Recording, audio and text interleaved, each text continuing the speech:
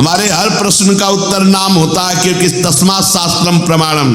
और युग धर्म के अनुसार अगर किसी का परम कल्याण, मनोरथ की पूर्ति, लोक परलोक की मंगलमयी यात्रा, तो वो नाम से ही होगी। जो हम जप रहे हैं वही सुन रहे हैं, वही हमारे ध्यान में है। राधा तो दिखाई दे रहा है, राधा लिखा, सुनाई दे रहा है राधा, और हम बोल रहे हैं राधा, और फिर एक मन का सा खिला, फिर राधा, फिर एक मन का सा, वो जप। अब जप में भी असली तो जब श्वासों की माला में, धड़कन में नाम चलता है, रोम रोम आनंद से खिल उठता है, ये प्रारंभिक दशा है। केवल नाम का आश्रय लिया तो जो अन्य सब साधनों का फल एक तरफ तौला जाए, या अन्य सब साधन करने वाले एक तरफ हो, और तुलसीदास जी कहते हैं मुझ पामर को एक तरफ रखा जाए, तो रघुनाथ जी को साक्षी करके कहते हैं वो कांटा हमारी तरफ झुकेगा। बोले क्यों? बोले मैंने नाम का प्रभाव, नाम को रात दिन एक सेकंड भी नहीं जाने दूंगा। अब बस ये दो अक्षर मेरे जीवन है, माई बाप है,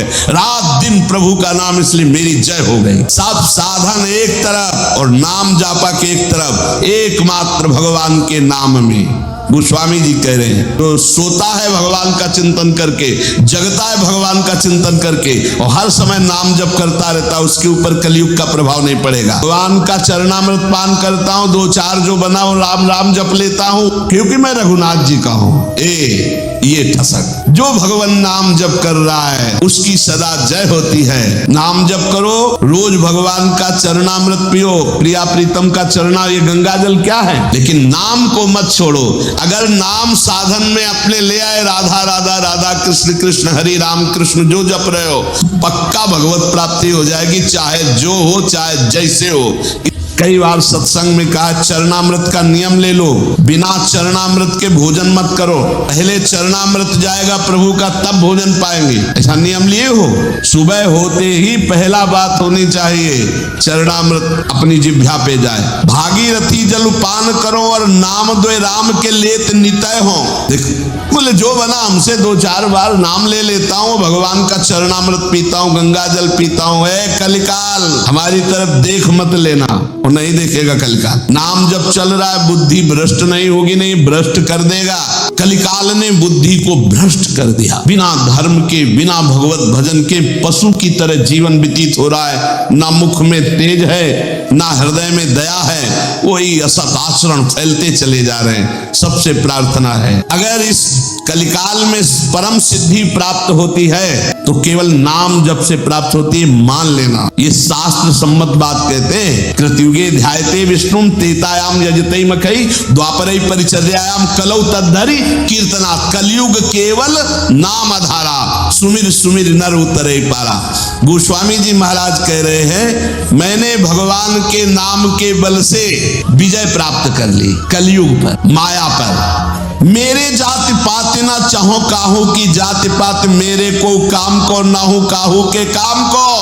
लोक परलोक रघुनाथ ही के हाथ सब भारी है, भरोसो तुलसी के एक नाम को। अति ही अयाने उपखानो नहीं बूझे लोग, साही को गोत गोत होत है गुलाम को। साधु कह असाधु कह भलो कह पोच, सोच कहा का काहू के द्वार परो, जो हो सो हो राम को। ये बात विजय प्राप्त करवा देगी माया पर और कलयुग पर। कह रहे हैं मुझे किसी की पंक्ति में जाना है या किसी को बुलाना है, कोई बेटी का ब्याह थोड़ी करना। मैं किसी की भी तो जात पात पूछता हूँ ना, मैं अपनी जात पात, मैं ना तो किसी के काम का हूँ ना कोई मेरे काम का है, ना मेरा लोक ना मेरा परलोक, मेरा सब कुछ रघुनाथ जी भगवान। मेरा लोक परलोक मेरी साधना साध्य सब मेरे भगवान। बहुत जोर की बात है। तुलसी एकमात्र केवल नाम का सहारा लिया है, नाम का। भारी है भरोसो तुलसी के एक नाम को, नाम को पकड़ लो भाई। कह रहे मैं साधु हूं या असाधु, भला हूं या बुरा हूं, जैसा हूं, मुझे किससे क्या लेना देना। मैं अपने भगवान का हूं और भगवान के द्वार पे पड़ा हूं। मैं अपनी लाडली जू का हूं, लाडली जू की शरण में पड़ा हूं। तुम वेद पढ़े हो, शास्त्र पुराण पढ़े हो, लेकिन नाम जप नहीं कर रहे हो तो कुछ नहीं होने वाला, ध्यान रखना। ये कई शास्त्रों में पढ़ा है, गोस्वामी जी भी कह रहे हो, ये खास हृदय की भी बात है। वाद विवाद विषाद बढ़ाई के छाती पर आयो अपनी जा रहे। बोले मान लो मेरी बात, अगर तर्क विवाद करोगे तो अपनी भी छाती जलाओगे, दूसरे की जलाओगे। चारिहु को, छहो को, नवों को और 10 8 को पाठ कुकाठ जो फारे। यदि नाम जप नहीं चल रहा और नाम जप नहीं है तो गोस्वामी तुलसीदास जी कह रहे भगवत प्राप्ति नहीं होगी। आप पक्का समझ लीजिए। इसीलिए ये बचपन से सब शास्त्रों का जहां तक बना गुरु कृपा से स्वाध्याय और मार्गों का चलना सब छानबीन के तब हम तुमसे कहते हैं राधा राधा राधा बोलो। कोई अंधविश्वास से नहीं कहते। एकमात्र नाम को पकड़ लो, हमारी प्रार्थना मान लो। लोक परलोक में जो सुख चाहिए वो सब नाम से प्राप्त हो जाएगा। कोई इसमें चिंता नहीं करनी भगवान ने अपनाया कि नहीं अपनाया, इसकी भी परीक्षा नहीं करनी। भगवान ने अपनाया कि नहीं अपनाया इसके लिए हमें ढूंढने की जरूरत नहीं। भगवान से भी बलवान भगवान का नाम है, उसको हम पकड़े। बात समझना।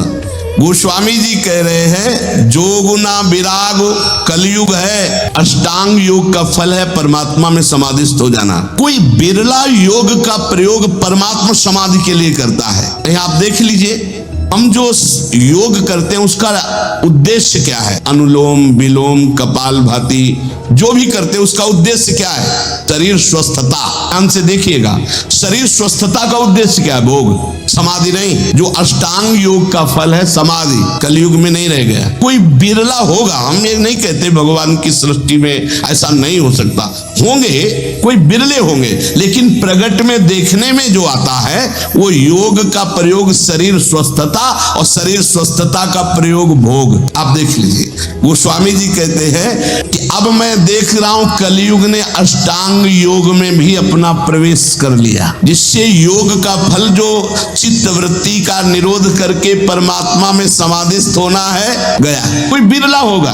फिर कह रहे हैं न विरागु, वैराग्य, क्या वैराग्य रह गया है? जो वैरागी महापुरुष पीछे हुए हैं, लोक परलोक के समस्त भोगों के सानिध्य में भी भोगने की इच्छा नहीं, उसे वैरागी कहते हैं। स्वामी जी कह रहे हैं मुझे वैराग्य में भी दम नहीं दिखाई दे रहा भगवत प्राप्ति करा सके, क्योंकि वैराग्य में पाखंड का प्रवेश हो गया। कलयुग ने पाखंड का प्रवेश करवा दिया। कोई बिरला वैरागी, सच्चा वैरागी, भगवान की सृष्टि में कमी नहीं होती, कोई बिरला सच्चा वैरागी होगा जिसका वैराग्य भगवान के लिए है। नहीं तो वैराग्य भी दिखावे पे आ गया है, पाखंड में आ गया है। न जप, माला में हाथ है और बातें कर रहे हैं, माला रुक नहीं रहा, वो चल रहा है, और बातें जबान से हो रही और साथ चल रहे हैं। क्या जप हो रहा है? किसका जप हो रहा है? जप तो तब माना जाता है जो जप कर रहे हैं वो हमारे ध्यान में है, वही हम सुन रहे हैं, वही हम बोल रहे हैं, उसे जप माना जाता है। 3 बातें जप में होनी चाहिए। 11 माला कहा है, हो जाए हर 5 मिनट में घड़ी में, जल्दी जल्दी,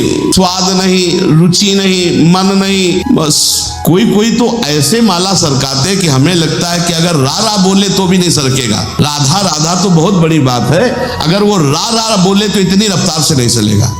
पता नहीं कैसे ऐसे माला सर घूम रहा है। माला घूमने से भगवत प्राप्ति होगी क्या? माला घूम, देखो ये माला है, काउंटर है, ये चीजें मन लगाने के लिए हैं। तो प्रेम प्राप्ति के लिए नेम लिया गया है, इसलिए आवश्यक है माला और काउंटर से जपना। पर वो जप इस तरह का होना चाहिए कि वही सुनाई दे, वही जो बोल रहे हो वही दिखाई दे, ऐसे तब जप के। अब बोलो इसमें तुम बात कर सकते हो?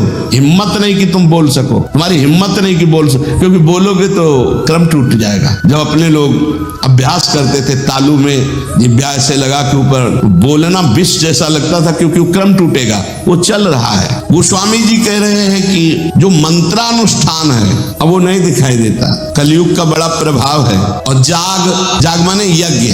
अब यज्ञ तो भाई बहुत है, दुर्लभ बात हो गई यज्ञ करना। कोई महापुरुष अनुष्ठान करते होंगे, अच्छे से पूर्ण भी होता होगा, सृष्टि है भगवान की, पर अब बहुत मुश्किल है यज्ञ करना, क्योंकि त्रिकाल संध्या करने वाला मंत्रवेत्ता आचार्य और जौधान्य आदि बड़ा पवित्र, भूमि पवित्र, जजमान की वासना पवित्र, उपासना के भाव, और बड़े ही सुरक्षा से जब यज्ञ होती तब वो पूर्ण होती है। यज्ञ भोक्ता भगवान प्रसन्न होते हैं, दर्शन देते हैं, कृपा करते हैं। गोस्वामी जी कह रहे हैं यज्ञ भी बड़ा कठिन, यज्ञानुष्ठान त्रेता में पूर्ण होते थे। अब कह रहे हैं कि तपस्या, इसमें भी दंभ घुस गया, तप में दंभ घुस गया। बाहर से दिखावा की भावना आना ही दंभ कहा जाता है। तप होता है भगवान की प्रसन्नता के लिए। बहुत से महात्मा एक लंगोटी लगाए पूरा जीवन ऐसे कष्ट सहते हुए भगवान को रिझा लिए, आज भी है, पर प्रायः तपस्या में दंभ घुस गया है, दिखावा घुस गया है, उससे तपस्या का फल। और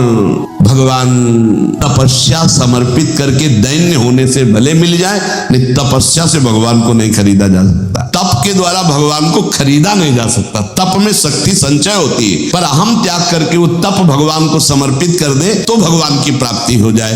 पर शुद्ध तप, तप का अर्थ होता है ताप सहन करना। जैसे काम हमारे हृदय में ताप देता है, क्रोध हमारे हृदय में ताप देता है, लोभ मोह देता है, इनको हम सह जाएं। अपने धर्म में चलने पर जो कष्ट होता है उसे सह जाने को तपस्या कहते हैं। बोले वो भी दिखावा हो गया है, दिखावा हो गया। भगवान जानते हैं तो हम दिखावा किसके लिए कर रहे हैं? तो तप में दिखावा दंभ घुस गया। और बोले जो त्याग है, जोग न विराग जप जाग तप त्याग, त्याग कहते हैं हमारे हृदय में भगवत प्राप्ति की लालसा हुई है, जानबूझकर सारे भोगों का, सुख सुविधाओं का त्याग करके असुविधा युक्त जीवन, भगवान के लिए सब सुविधाएं हैं, असुविधा युक्त जीवन। त्याग का जब तक अहम होता है तो ना संतों में और ना भगवंत में द्रवण क्रिया नहीं होती, ध्यान रखना। उनका हृदय तभी द्रवित होता है जब त्याग का, अहम का भी त्याग हो जाए। कई बार सत्संग में सुनाया है, पूरे भारत की नदियों का भ्रमण करके फलाहार दुग्ध आदि से जीवन व्यतीत करते थे। उनको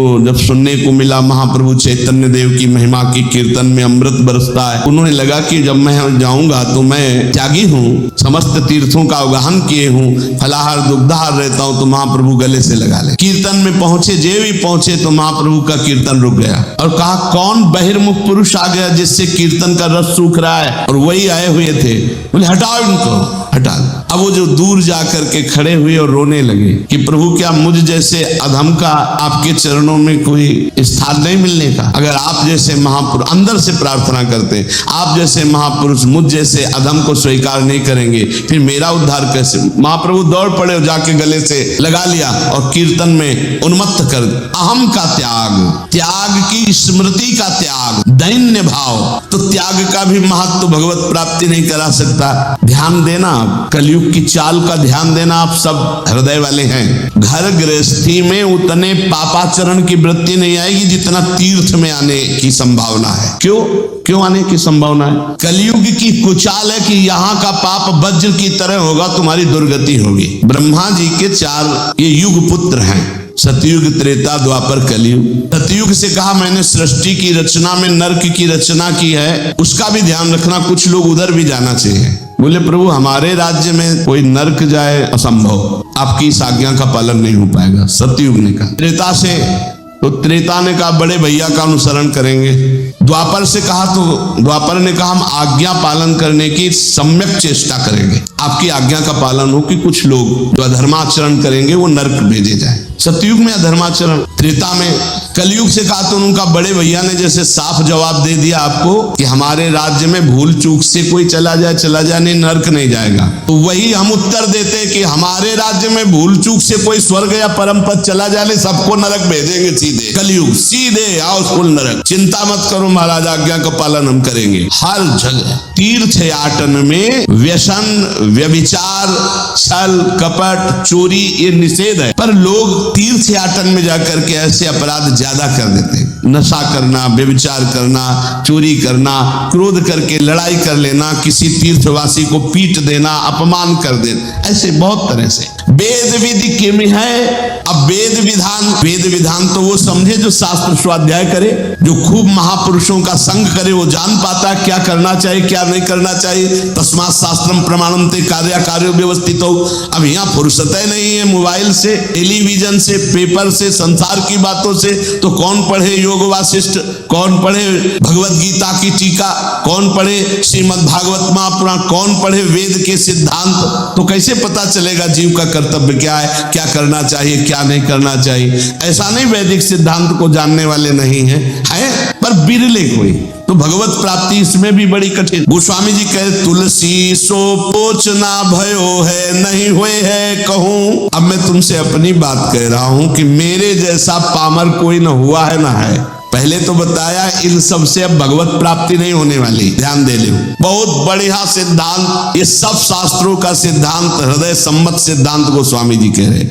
जोग ना विराग जप जाग तप त्याग व्रत तीरथ ना धर्म जानो वेद विधि किम है। अब व्रत की पूछो तो कोई बिरला ही व्रत का नियम, एक बार हमने वर्णन किया था कि दशमी को ये और एक बार, और द्वादशी को एक बार, और एकादशी को तो पूरा या तो निर्जला रहो या एक बार जल फल फूल जो कुछ थोड़ा सा ग्रहण कर लो। अब तो जानते हो कैसे व्रत होते हैं, कूटू का और सिंघाड़े का, जैसे कूटू के पकौड़ा बन रहे हैं, सिंघाड़े के हलवा बन रहे हैं, समा के खीर बन रही, और क्या क्या पकवान बन रहे हैं, बाल भोग अलग, राज भोग अलग, शयन भोग अलग। भैया ऐसे व्रत तो रोज रहे तो बढ़िया चकाचक है। नहीं, व्रत का मतलब है उपवास, तो उपवास पूरे दिन कुछ नहीं, शाम के समय जल फल कुछ ले लिया नहीं, पार पूरा उपवास करके निर्जला।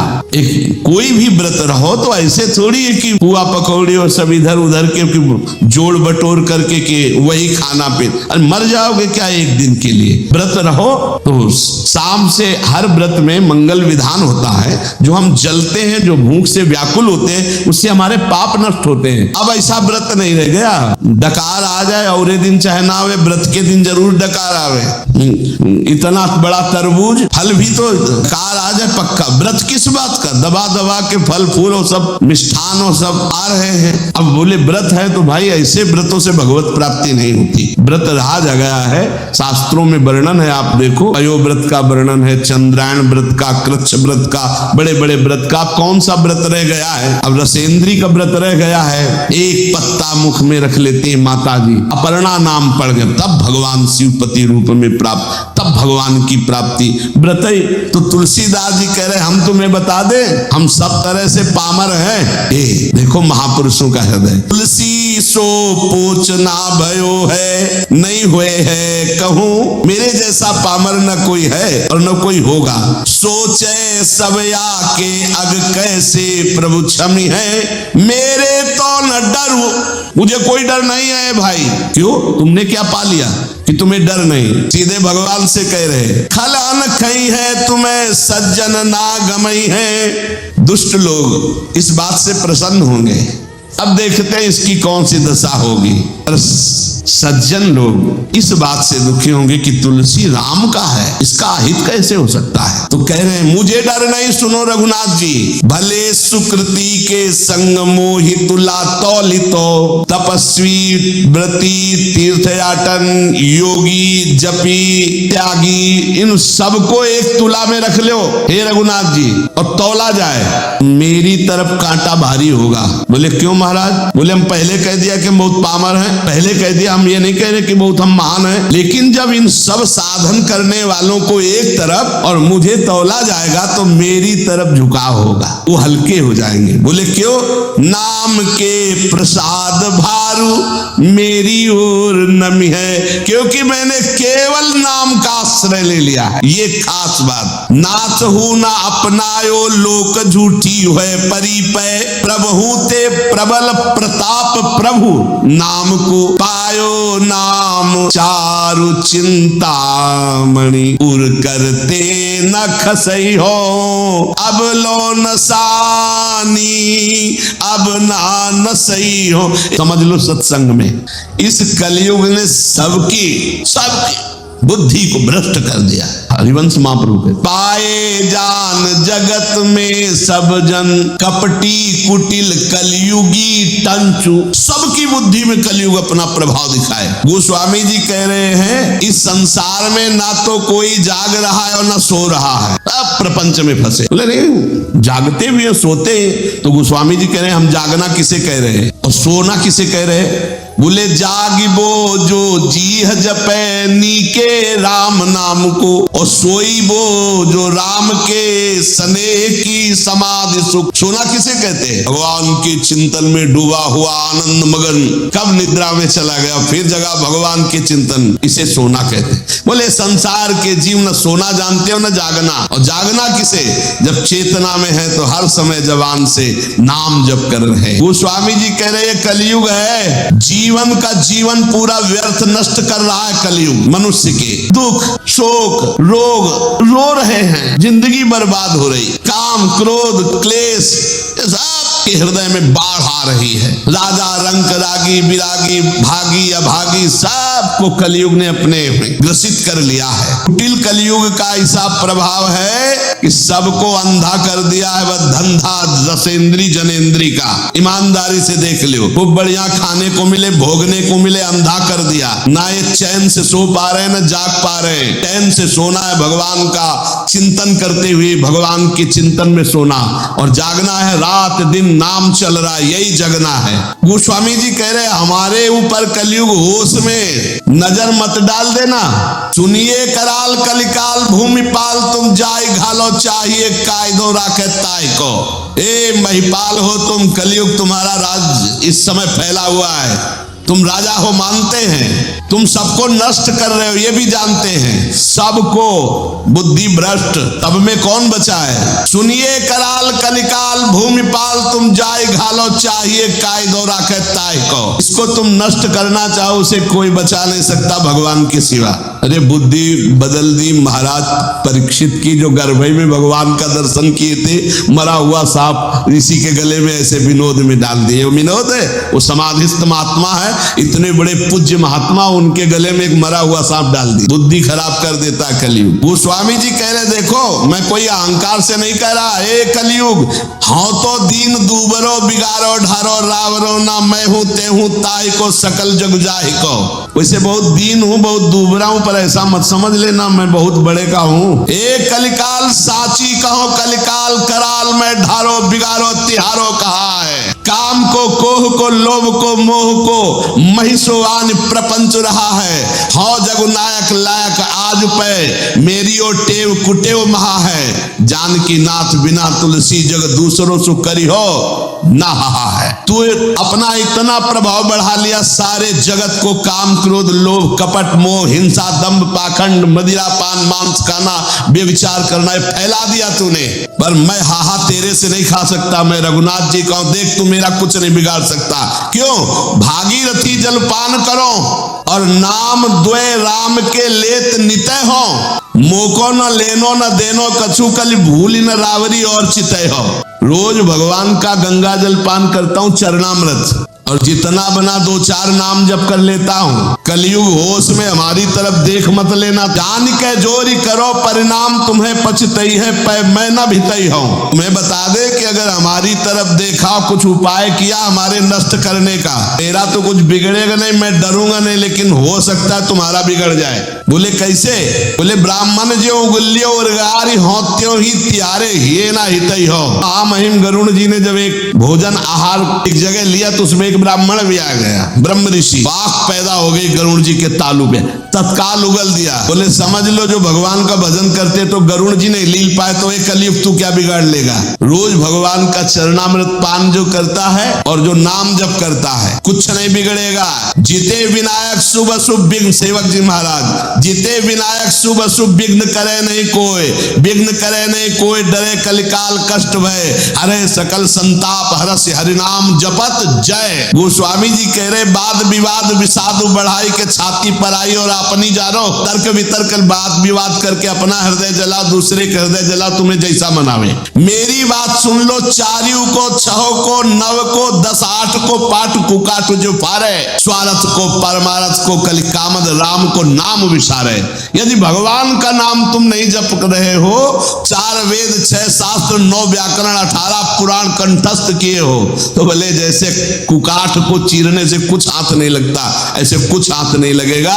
इसलिए सबसे प्रार्थना है, और जो साधन बने तो करो। इसलिए सत्संग का सार जितना बन सके अपने आचरणों को सुधारो, भोजन सुधारो, दूसरों का मन वचन कर्म से अहित मत करो, हित करो और नाम जप करो। इसी जन्म में भगवत प्राप्ति हो जाएगी।